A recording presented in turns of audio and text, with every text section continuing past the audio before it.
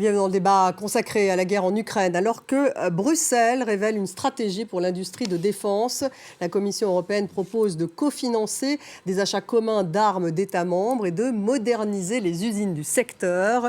Une stratégie européenne alors qu'Emmanuel Macron a explicité sa position sur l'éventuel envoi de troupes en Ukraine. Le président français a affirmé à la presse tchèque qu'il lançait simplement le débat et que nous ne sommes pas en guerre contre le peuple russe et refusons d'entrer dans une logique d'escalade, a-t-il dit. Mais le président français a aussi appelé les alliés de l'Ukraine à ne pas être lâches, je cite, face à une Russie devenue inarrêtable. Ce week-end, Sébastien Lecornu a dévoilé l'armement français livré à l'Ukraine. Il représente un montant de 3,8 milliards d'euros, un chiffre supérieur à celui donné par l'Institut allemand Kiel. Les Allemands, qui sont d'ailleurs embarrassés par une affaire d'écoute d'une conversation secrète entre hauts gradés de l'armée allemande sur les livraisons d'armes à l'Ukraine diffusées par les Russes sur RT. Les hauts gradés allemands affirment que la Grande-Bretagne, la France ou encore les États-Unis maintiennent des troupes en Ukraine, ce que ces trois pays nient. Sur le terrain, l'Ukraine revendique aujourd'hui avoir détruit un patrouilleur de guerre russe près de la péninsule de Crimée. Un nouveau camouflet donc pour Moscou dans cette zone de la mer Noire. Kiev a aussi dit avoir d'ailleurs frappé un dépôt de pétrole dans la région russe de Belgorod, une région frontalière avec l'Ukraine. Alors on va revenir sur les propos d'Emmanuel Macron. Quelle est la stratégie européenne face à l'invasion russe en Ukraine? La France et l'Allemagne sont-elles sur la même longueur d'onde? Une défense européenne commune est-elle possible? Et puis sur le terrain, quels sont les besoins aujourd'hui des Ukrainiens alors que les Russes utilisent de plus en plus de bombes planantes sur la ligne de front? On va poser toutes ces questions à mes invités. J'ai le plaisir d'avoir à mes côtés Anastasia Chapochkina. Bonsoir. Merci d'être avec nous, présidente du think tank Eastern Circles. Vous êtes également maître de conférences en géopolitique à Sciences Po. En face de vous, nous avons le général Jean-Paul Perruche. Bonsoir. Bonsoir. Merci d'être avec nous, ancien directeur général de l'état-major de l'Union européenne. Bienvenue. Merci. Avec nous ce soir, Jean de Glignasti. Bonsoir. Ancien ambassadeur en Russie, directeur de recherche à l'IRIS et auteur de France, une diplomatie déboussolée. Et c'est aux éditions L'Inventaire. En face de vous, Patrick Martin-Genier, bonsoir. Enseignant à Sciences Po et à Nil Alco, spécialiste des questions européennes, auteur de L'Europe a-t-elle un avenir? Une approche critique de la construction européenne, et c'est chez Studirama. Avant de démarrer ce débat, on va écouter Emmanuel Macron qui était donc en visite en République tchèque et qui appelle les alliés de l'Ukraine à ne pas être lâches, a-t-il dit, face à une Russie devenue inarrêtable. On l'écoute. Nous abordons à coup sûr un moment de notre Europe où il conviendra de ne pas être lâche. On ne veut jamais voir les drames qui viennent. On ne veut jamais voir ce qui se joue. Et je crois que nos deux pays ont conscience de ce qui est à l'œuvre en Europe. Du fait que la guerre est revenue sur notre sol, que des puissances devenues inarrêtables sont en train d'étendre la menace, chaque jour de nous attaquer nous-mêmes davantage. Est-ce notre guerre ou n'est-ce pas notre guerre? Pouvons-nous nous détourner, considérer que les choses peuvent continuer à se jouer? Je ne crois pas. Et donc, c'est un sursaut stratégique auquel j'ai appelé et que j'assume pleinement. Il nous faut être lucides sur la réalité de la situation qui se joue en Europe, les risques qui sont à l'œuvre et ce que nous devons assumer. Je suis convaincu que, justement, la clarté assumée de ces propos est ce dont l'Europe avait besoin. Jean de Glignasti, je m'adresse aux diplomates. Donc, quelle est la stratégie, finalement, d'Emmanuel Macron? Est-ce que c'est mobiliser les Européens contre les Russes? Alors, il y a quand même une priorité absolue, et là, il la reflète assez bien, c'est d'armer l'Ukraine pour qu'elle tienne bon face à l'offensive russe. Donc ça, c'est la priorité absolue. Donc là, on ne peut pas lui reprocher ce qu'il dit. On parle d'un sursaut stratégique européen. Voilà, c'est-à-dire qu'il va falloir... D'ailleurs, la France a accepté, par exemple, alors qu'elle l'avait toujours refusé, que l'argent communautaire serve à acheter des obus à la Corée du Sud ou ailleurs. C'est totalement contraire à la doctrine française qui voulait que l'argent soit réservé aux industries européennes. Donc, il y a un sursaut, là il a raison, un sursaut pour aider l'Ukraine à tenir. Alors maintenant, le problème, c'est que l'Europe n'est forte que quand j'allais dire, le moteur franco-allemand, j'ose plus dire couple, fonctionne.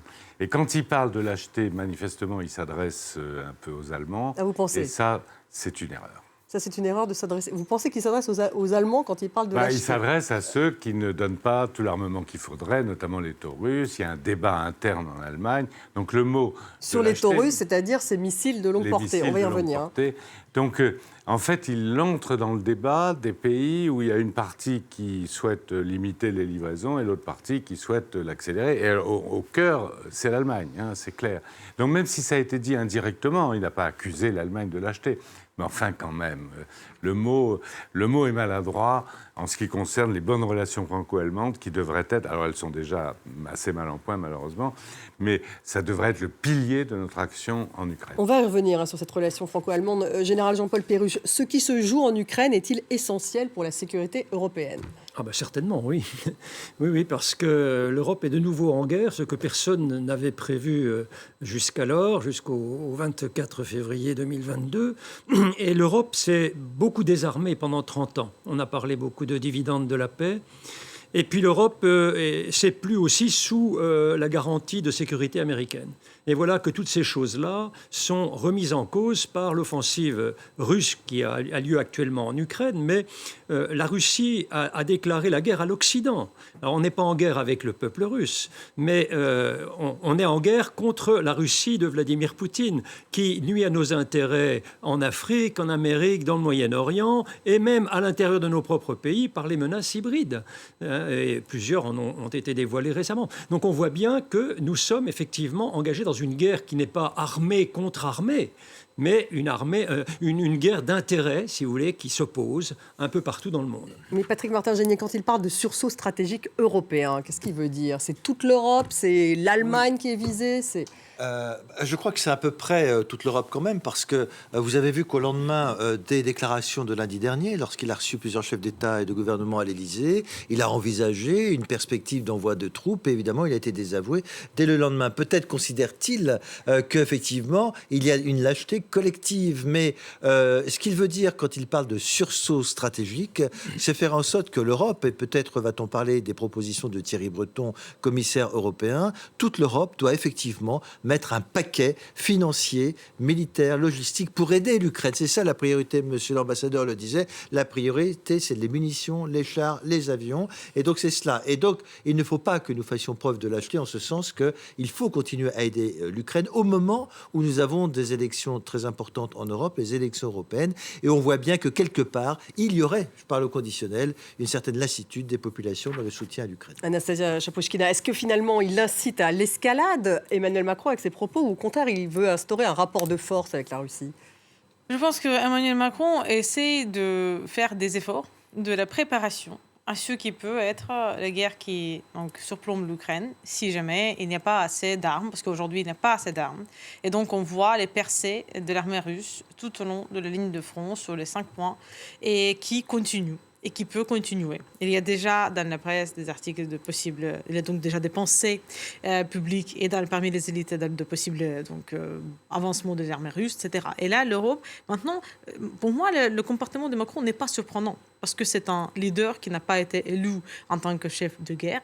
Et donc, il se trouve complètement perdu, comme son homologue allemand, Scholz aussi. Il se trouve complètement perdu. Et donc, quand ils disent une chose, vous les mettez dans la même... une autre chose, mais complètement, parce que les deux reflètent le décart que ça nécessite de s'adapter à cette situation par quelqu'un qui n'est pas prêt à être le leader militaire du tout, dont le public n'est pas prêt, la société n'est pas prêt, et ni l'un ni l'autre ne sont pas prêts, ne sont pas prêts dans différentes manières, mais le temps est venu. Et là, il faut faire quelque chose. Et ce qui pour moi est important dans toutes ces déclarations, c'est qu'il y a maintenant la compréhension qui descend de plus en plus politique, qu'il y a tout ce qui est le système militaire, la nouvelle fabrication, etc., la capacité, c'est l'exercice de long terme. Mais le besoin, il est de très, très court terme. Donc, il y a la prise de conscience que c'est pas possible de produire plus par les Européens tout de suite pour aider, mais il faut tout de suite livrer, parce que si on ne livre pas tout de suite, il y a la menace que ça va venir chez nous. Et donc c'est de là où on a l'ouverture pour la première fois de permettre d'autres fournisseurs que les États-Unis, parce que même l'Europe était majoritairement fournie ni par l'Allemagne, ni par la France, mais par les États-Unis. Et donc aujourd'hui, c'est pas nouveau d'être fourni par quelqu'un d'autre que nous-mêmes, mais c'est aussi pour nous donner le temps pour développer surtout notre propre production des armes. Parce que je pense que oui, dans la rhétorique, c'est pour l'Ukraine, même véritablement, on sait que c'est pour nous, c'est pour défendre l'Europe, à quoi tout ça se prépare. Et l'argent, il ne peut pas être trouvé au niveau national, il peut que être trouvé au niveau européen. Alors justement, on va revenir sur ces stratégies purement européennes, mais avant ça, on va revenir sur cette affaire, puisqu'on parlait des rapports entre la France et l'Allemagne, cette affaire d'écoute d'une conversation secrète dont on a beaucoup parlé depuis 2 jours, entre des hauts gradés de l'armée allemande sur des livraisons d'armes à l'Ukraine, justement, et ce sont des écoutes qui ont été diffusées par les Russes sur RT, donc la chaîne RT, et c'était sur justement la livraison de missiles Taurus à l'Ukraine, et les hauts gradés allemands affirment que la Grande-Bretagne, la France et les États-Unis ont des troupes en Ukraine, parce que c'est 3 pays ennemis, bien sûr. On va faire un point en images avant d'en parler. C'est l'homme qui se retrouve au cœur du scandale. Le général Ingo Gerhardt, chef d'état-major de l'armée de l'air allemande. Il y a quelques jours, il tient une réunion avec 3 de ses adjoints sur la guerre en Ukraine. Ce qu'il ignore, c'est que les Russes les écoutent. Dans l'enregistrement diffusé sur les réseaux sociaux par une proche du Kremlin, les officiers allemands évoquent la livraison éventuelle à l'Ukraine de missiles Taurus, des missiles qui peuvent parcourir 500 km. Pour les premières utilisations de Taurus, il serait préférable que nos hommes soient sur place pour apporter leur soutien. Envoyer des hommes en Ukraine pour aider au maniement des missiles, selon les officiers allemands, britanniques et français le font déjà. Les Anglais étaient sur place.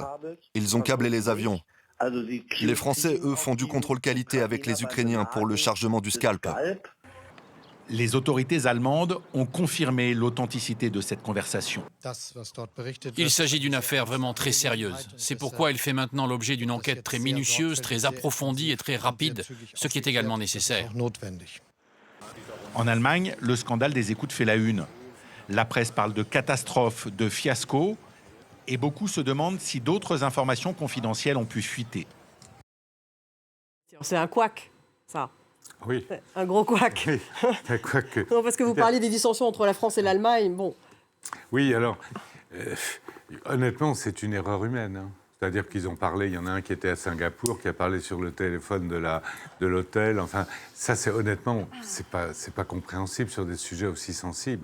C'est-à-dire que ce sont des militaires qui n'ont pas peut-être une vision... Parce que ce ne sont pas des secrets militaires, c'est des secrets politiques, à la limite, qu'ils ont divulgués.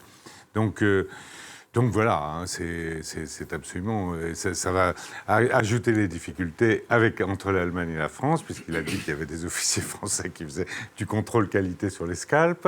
Ça fait le jeu du Kremlin. Ça fait le jeu du Kremlin aussi. Bien sûr. Déjà, le Kremlin a profité de façon incroyable à la levée de bouclier général quand Macron a dit qu'il n'était pas exclu d'envoyer des soldats, etc. Donc ça a été immédiatement utilisé, la réaction des Européens, sauf les Baltes et l'Ukraine, a été immédiatement utilisée par le Kremlin en disant, vous voyez, enfin bon. Donc en ce moment, ça fait une succession quand même de déconvenues diplomatiques. Hein. Gérald Perrus, sur le fond, justement, il y a quand même ces 2 aspects. Déjà, est-ce qu'effectivement, il y a des formateurs britanniques ou français sur le sol ukrainien ? Très vraisemblable. Je ne peux pas vous dresser l'état exact des gens qui sont là-bas, mais dès lors qu'un pays soutient un pays en guerre, en lui fournissant des systèmes d'armes, il faut lui fournir ce qui va avec, c'est-à-dire le mode d'emploi, la façon de les entretenir, de les maintenir et éventuellement de les utiliser, si vous voulez. Ça, c'est ce qu'on appelle des conseillers. Si vous reprenez la guerre du Vietnam, il y avait des conseillers soviétiques qui aidaient les Vietnamiens de la même façon, ou Chinois. Vous voyez, donc non, ça se fait régulièrement. Donc il y a certainement. La France n'a pas vraiment confirmé, me semble-t-il. Hein. Non, mais oui, parce que ça ne se confirme pas. Ça ne se confirme pas. Mais c'est le cas. C'est pour ça que le président parlait d'ailleurs, en allant un peu plus loin, de participation assumée.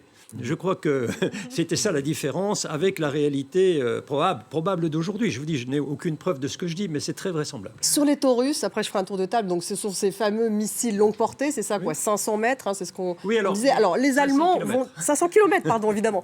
Les Allemands vont-ils les livrer aux Ukrainiens ou pas? Olaf Scholz, clairement, avait dit non. Aujourd'hui, on voit que Pistorius, donc le ministre de la Défense, a l'air moins radical, en tout cas moins assertif que le chancelier. Même chose d'ailleurs du côté de la ministre des Affaires étrangères. Alors, qu'en est-il en fait? Alors écoutez, je pense que je vais prendre un peu de recul par rapport à cette problématique-là. Je pense que la difficulté générale des Européens qui soutiennent l'Ukraine, c'est de mettre leurs actes, leurs actions en cohérence avec leurs déclarations.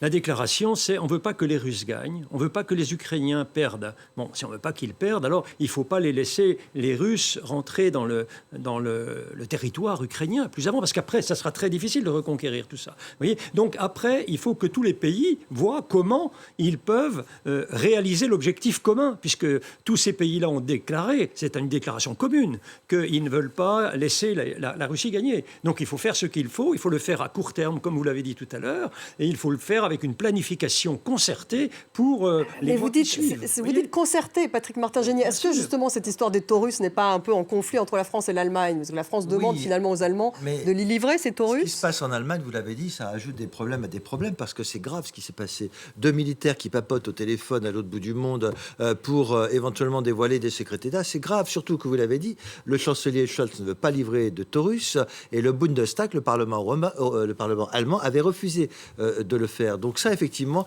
c'est quelque chose d'important sur ce point. Donc, mais ce que je voulais dire, c'est à propos de l'Allemagne. C'est plus profond que ça. Ce qui se passe en Allemagne, il y a des divisions politiques en interne. Il y a un problème qui est propre au chancelier Scholz, quelqu'un qui a été fondamentalement pacifiste au cours des années 80 et qui donc j'allais dire presque politiquement et mentalement, ne veut pas entendre parler d'une guerre avec la Russie. Il l'a redit récemment. Mais sa ministre verte des Affaires étrangères est plus offensive.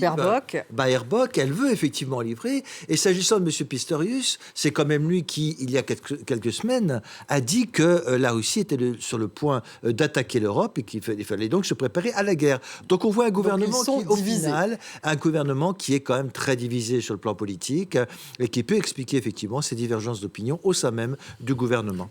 Anastasia Chapochkina, est-ce que ça alimente encore justement toute la propagande du Kremlin, ce qui se passe? Absolument. Je pense que ça accomplit la mission essentielle. C'est que ça détourne notre attention de l'essentiel, de la sécurité de l'Europe, de tout ça, le développement du secteur militaire, de défense, de l'industrie, de nouvelles lignes de production. Et là, on discute de qui a dit quoi à qui, etc. Bien sûr, c'est un scandale, il faut réagir, c'est aux Allemands à réagir. Il faut que ça soit coordonné, c'est ce que dit le général. Mais pour nous, c'est ça qui importe, c'est qu'aujourd'hui, on passe notre soirée à penser sur les choses qui, demain, on va oublier tout.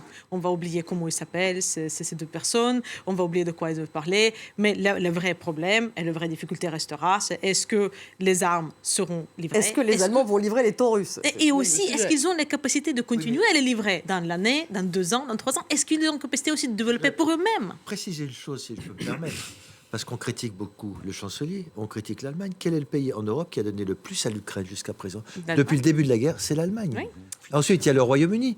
Et la France, elle est loin derrière. Alors la France, loin derrière. Moi, on ne pense, parce que si vous comptez les contributions au budget communautaire, la France... Alors justement, on est moins derrière que... On est moins derrière. Il essaye de se... citer le... En tout cas, Sébastien Lecornu a fait des annonces ce week-end, justement, parce qu'il y avait cet institut allemand, l'Institut Kiel, qui a fait un classement et qui a placé la France en 16e place dans l'aide militaire à l'Ukraine. Or, le ministre des Armées dit non, la France est à la 6e place. On va l'écouter, justement. C'était dimanche à Labège, en Haute-Garonne, dans une usine de fabrication de drones. La France va acheter 2000 munitions téléopérées, 2000 drones kamikazes, donc une grande partie évidemment sera issue ici de cette usine, qui vont à la fois autant servir pour les besoins de l'armée française que pour l'Ukraine. On a évidemment là quelque chose qui va commencer à prendre de la masse et qui va être en mauvais français un énorme game changer pour l'armée ukrainienne, parce que ça va permettre de traiter un certain nombre de menaces, et évidemment ça se fait en complément de ce que nous avons déjà fait par ailleurs avec nos canons César, parce qu'on reste dans la dynamique de l'artillerie et dans la la capacité à tenir une ligne de front, soit dans la contre-offensive, soit tout simplement aussi parfois dans une logique purement défensive. Général, vous faites bien sûr réagir sur ces chiffres parce que quand même purement militaire. Bon, le game changer, on va regarder la DLS, un montant de 3,8 milliards d'euros. C'est ce que représente en fait l'aide française à l'Ukraine, c'est ça. En tout cas, c'est ce que dit le ministère des Armées, réparti entre équipements militaires pour 2,6 milliards d'euros, auquel on ajoute donc 1,2 milliard d'euros donnés à la Facilité européenne pour la paix. Qu'est-ce que c'est d'ailleurs cette facilité européenne pour la paix ? C'est une somme d'argent, cette Facilité européenne pour la paix, qui est destinée à aider, sur le plan de la sécurité et de la défense, des pays extérieurs. Jusque-là, c'était plutôt fléché vers l'Afrique. C'est depuis l'apparition de cette guerre surprise là, en Ukraine que la majorité de ces crédits sont orientés par l'Union européenne maintenant directement vers l'Ukraine pour leur permettre d'acheter des équipements, etc. Donc la France est bien 6e, elle a la 6e place en matière d'aide à l'Ukraine et non pas la 16e place. Oui, mais alors après, il faut faire, si vous voulez, ce qui compte, c'est quand même les effets produits par ce que l'on donne. Parce que vous pouvez donner des choses très chères, mais si ça n'a pas une influence très importante sur le champ de bataille, c'est moins important que d'avoir des Césars, par exemple, en nombre plus important. Vous voyez, parce qu'avec ça, c'est un game changer en termes d'artillerie. Donc il faudra envoyer plus de canons César. Par exemple, oui, bien sûr. Quand on parle, prenez les chiffres. Prenez les chiffres de ce qui a été détruit depuis le début de la guerre. On parle de 2500 chars russes qui ont été détruits. On parle de un peu moins de 1000 chars ukrainiens qui ont été détruits. Or, l'effort des Occidentaux, ça a été au plus fort, je crois, 150 chars Léopard. Vous voyez ? Donc, quand vous faites le ratio entre ce que nous donnons et puis ce que la guerre consomme, on voit où est le problème. Et quand on parle des chiffres, le budget de défense de la Russie a été porté à 110 milliards d'euros pour cette année. Vous voyez ? Celui de l'Ukraine sera de 47 milliards. Alors, si on veut que l'Ukraine ne cède pas devant la Russie et puis reprenne le terrain occupé par les Russes, alors il va falloir doper sérieusement les dons. 3,8 milliards, vous voyez ce que ça représente par rapport à ces chiffres-là. Tout dépend des chiffres que l'on agrège aussi. Oui. Alors aussi, Facilité européenne de défense, on peut mettre le Fonds européen de défense, la contribution à l'Union européenne. Bon, en tout cas, le chiffre de l'Allemagne, qui n'est pas contesté, c'est 17 milliards d'euros depuis 2 ans. Donc, vous voyez, alors c'est bien. Pour l'aide allemande. L'aide allemande à l'Ukraine. 17 milliards, donc elle est quand même, c'est la première. 17 milliards. 17 milliards d'euros. Enfin, effectivement, la France augmente. Il n'y a pas que ça. Il y a le fait, il y a toute l'action diplomatique, il y a le renseignement qui n'est pas chiffré. Il y a énormément de choses que l'on fait et qui ne... De toute façon, ce concours de beauté, si je puis dire, avec l'Allemagne, il est mortifère. Il nous interdit de nous concerter avec l'Allemagne, il nous interdit d'avoir une politique cohérente au niveau européen. C'est vraiment... C'est catastrophique. Mais qui en est à l'origine ? Mais alors là, moi, je ne sais pas, mais en tout cas, ça a des racines assez lointaines, mais il y a des questions de tempérament aussi, il y a tout ça. Il n'en reste pas moins quand même que l'Ukraine a reçu en 2 ans à peu près l'équivalent du plan Marshall pour toute l'Europe, en dehors de l'aide militaire. Un peu plus. Donc jamais un peu plus. Donc on n'a jamais aidé autant un seul pays dans l'histoire du monde. Anna-Célia. Mais c'est toujours la question. Est-ce que c'est l'obligation des moyens ou est-ce que c'est l'obligation des résultats ? Et si c'est l'obligation des moyens, on peut toujours nous comparer en 21e siècle avec la fin de la Deuxième Guerre mondiale, comparer le plan Marshall qui était pour la reconstruction économique avec l'aide militaire qui est pour la continuation de la guerre de l'infini.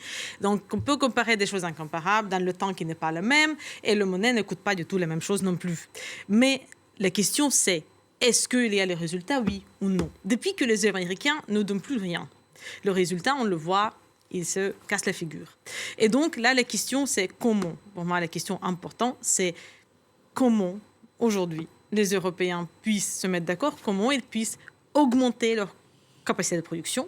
Et ensuite, ils vont choisir. Est-ce qu'aujourd'hui, ça peut être donné à l'Ukraine ? Demain, ça peut être aussi, si c'est ici, c'est pour se défendre. À la fin, c'est pour se défendre.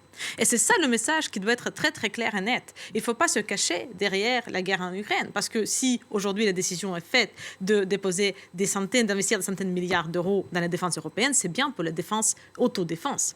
Et qui va... Et donc, c'est-à-dire que la réalisation de ce besoin, elle est déjà là, politique. Autodéfense contre qui ? Contre la Russie, Général Pérus ? On se défend. d'abord contre la Russie, mais ce n'est pas la seule menace. Hein. On a le terrorisme qui nous menace déjà depuis et qui nous traque depuis une quinzaine d'années déjà. Hein.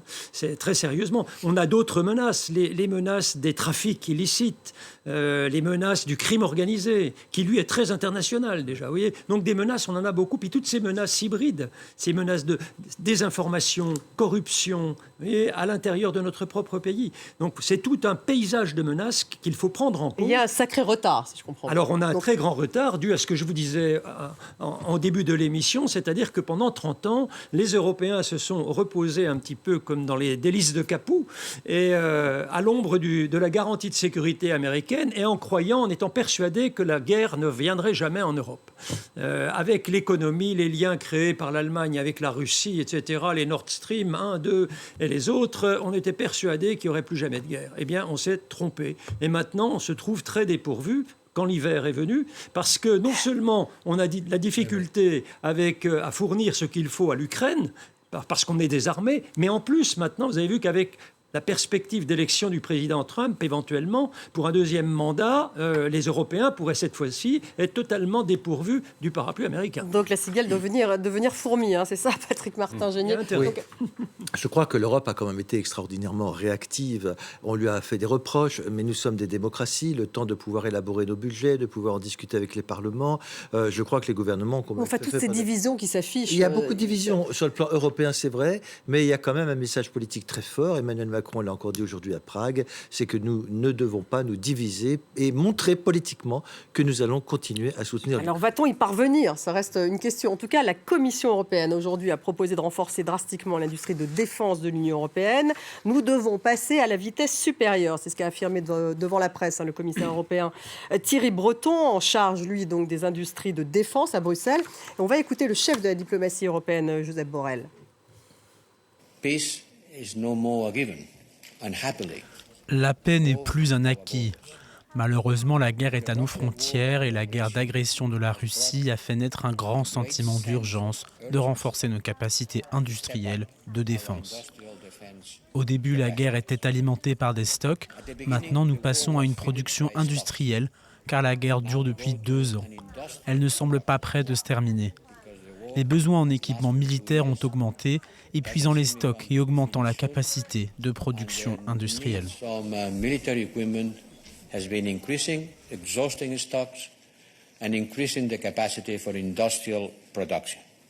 Donc Patrick Martin-Genier, là c'est la stratégie européenne de défense, booster la capacité industrielle de défense au cours des 5 prochaines années. C'est aussi ce qu'a dit Ursula von der Leyen.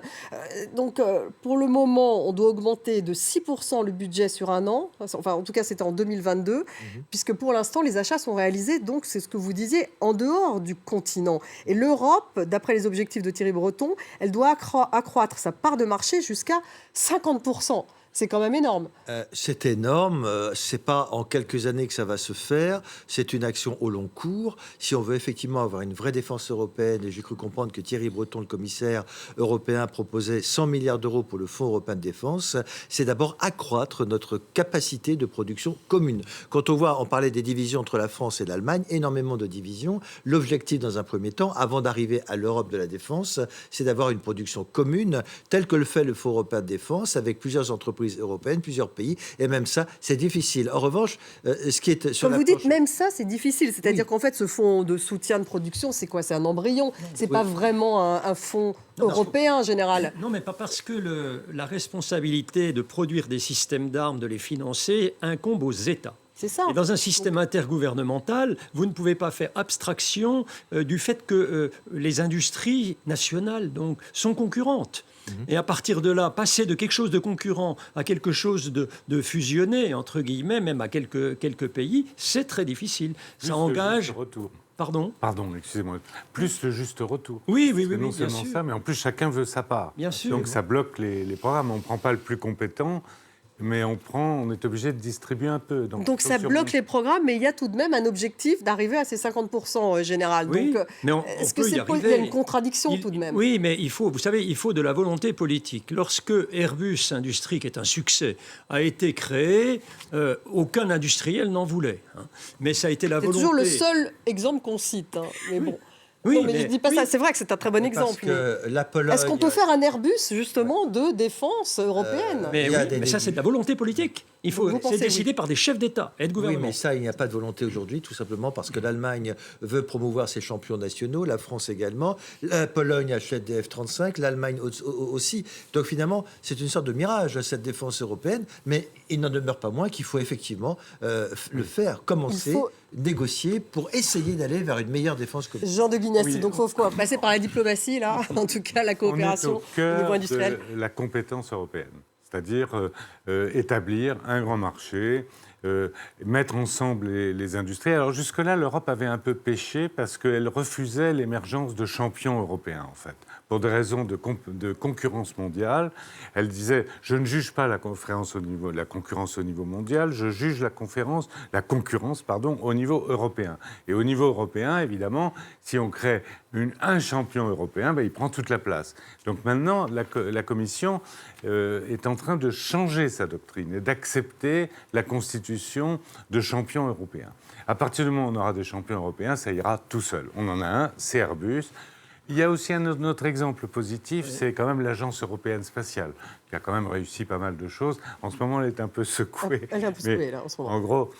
En gros, ça marche. Donc c'est la base et on y arrivera, ça je suis sûr. Alors après, la politique de défense, c'est le même problème puissance 20. Voilà. Vous savez, on parle beaucoup d'autonomie stratégique depuis longtemps et c'est un sujet de débat dans l'Union européenne à tous les niveaux. Or, aujourd'hui... Non tranché. Oui, non tranché, mais qui va se trancher tout seul, par la force des choses, parce que si demain les États-Unis n'assurent plus la sécurité de l'Europe, on va se retrouver en situation autonome pour assurer notre propre défense. Et comme ça a été déjà dit par beaucoup d'intervenants, nous ne pouvons prétendre avoir une défense compétitive au niveau mondial demain qu'en travaillant au niveau européen. Si on a pu acquérir un système de satellite Galileo qui est une reproduction en mieux du système GPS américain et qui nous rend autonomes dans ce domaine-là, c'est parce qu'il y a eu des financements européen. À un moment, le programme était bloqué et grâce au commissaire Barrot à l'époque, qui a injecté 3 milliards de la Commission, on a débloqué le programme et aujourd'hui, on va voir ça. Mais vous dites qu'il faut une sacrée volonté politique, Anastasia Chapochkina. Effectivement, au niveau national, ça c'est le discours bien sûr de la défense nationale, c'est qu'au niveau national, il n'y a pas assez d'argent. Donc, bien sûr, on sait qu'au niveau européen, il y a des centaines de milliards d'argent qui peuvent être dépensés soit pour l'énergie verte, où c'est la Chine qui règne, vraiment le marché, soit ça peut être dépensé pour autre chose, par exemple la défense. Et là, moi j'ai remarqué l'évolution du discours. Quand on entend la Commission européenne 2 ans après le début de l'invasion de l'Ukraine, on est témoin de l'évolution historique du discours dans les temps le plus court possible. Parce qu'on a commencé les 2 ans, il faut se rappeler, de discours qui glorifiait la grandeur militaire russe et attendait les 3 jours qu'il soit fini et que l'Ukraine soit prise en tant que pouvoir inférieur. Ensuite, on a passé au débat de qu'est-ce que Vladimir Poutine veut faire et quel est le futur de la Russie sans lui et quel peut être possible. On a passé une demi-année, je pense, à débattre que ça sur tous les médias du monde étaient vraiment obsédés par qu'est-ce qui va passer avec Vladimir Poutine, qui peut être son successeur, etc. Ça, c'était vraiment fin de l'année 2022. Et ensuite, on a passé, une fois qu'on a pris conscience que ça ne va pas s'arrêter tout seul, dans l'analyser comment les États-Unis vont tenir. Et une fois maintenant qu'on voit à la fin de 2 ans qu'ils ne tiennent plus les États-Unis, qu'ils lâchent tout le monde, c'est là on a la prise de conscience et de responsabilité. Mais la question, c'est de capacité. Parce qu'on peut se retrouver, comme vous le dites, dans les situations de l'autonomie. Mais on peut aussi se retrouver, si les Américains nous lâchent, dans les situations de l'impotence totale. Je ne sais pas si la Commission européenne a loué la grandeur de l'armée russe, mais en tout cas, Mme Ursula von der Leyen a été la première chef d'une organisation internationale à se rendre sur place et à proposer à l'Ukraine d'intégrer l'Union européenne. Donc la Commission européenne a été extrêmement présente dès le début. Mais sur les capacités, ce dont parle sur les capacités, même chose, parce que c'est lié. Donc elle a aussi lancé le débat sur les capacités. Et enfin, s'agissant de Donald Trump, s'il devait revenir président des États-Unis, je ne suis pas certain, il ne faut pas lire dans la boule de cristal, qu'il lâcherait comme ça en quelques mois l'Europe. Mais on voit bien que l'aide à l'Ukraine aux États-Unis est bloquée, même sans Trump. Effectivement, ça doit nous inciter à augmenter notre capacité de défense. On va écouter à ce sujet d'ailleurs Margrethe Vestager, commissaire européenne.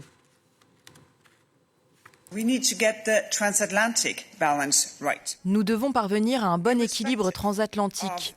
Indépendamment de la dynamique électorale aux États-Unis, nous devons assumer une plus grande responsabilité pour notre propre sécurité, tout en restant, bien sûr, pleinement engagés dans notre alliance avec l'OTAN.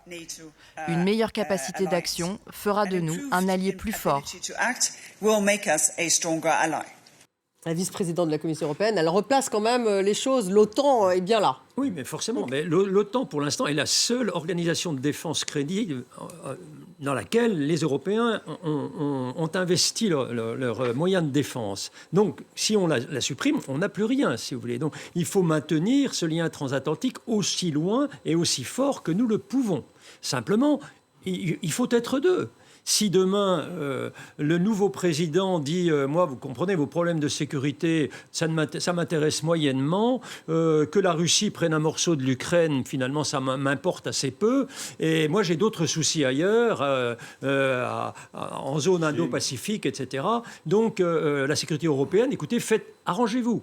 C'était la tendance déjà du premier mandat du président Trump. Ça avait donné une première secousse. Mais là, avec le président Poutine qui avait rétabli la crédibilité de l'OTAN, tout le monde se sentait confortable. Et voilà que maintenant, on a à nouveau cette menace-là. Donc les Européens vont devoir faire ensemble, c'est sûr.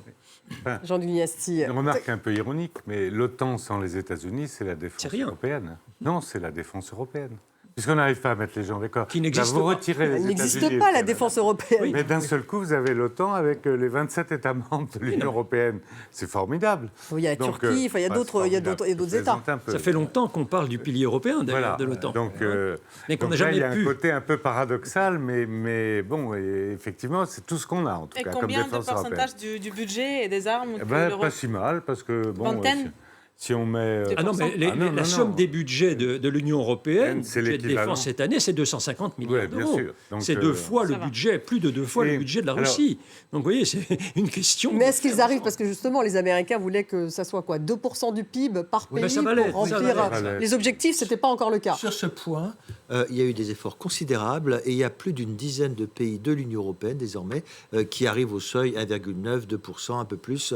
Donc il y a eu quand même un effort en termes de PIB. C'était une exigence des États-Unis et il faut quand même continuer, en effet. Mais il faut aussi pas oublier que la Russie n'est pas seule. Aujourd'hui, les 2 millions de missiles, 2 millions de pièces d'artillerie qui sont livrées par la Corée du Nord, on s'en doute que c'est la Corée du Nord qui le fait.